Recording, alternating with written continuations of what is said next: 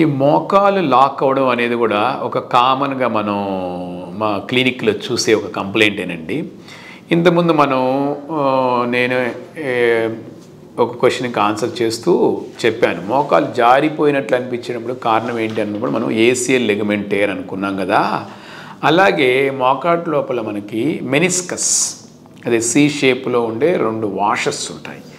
దాంట్లో టేర్ అయినా కావచ్చు, లేదంటే ఒక కార్టిలేజ్ పీసు అలాగానే లేచిపోయేసి 2 ఎముకల మధ్య పడడం, లేదా ఏదైనా బోనీ పీసు అది ఒక 2 ఎముకలు పడి అప్పుడప్పుడు కలుక్కుమని లాక్ అయిపోవడం జరుగుతుంది.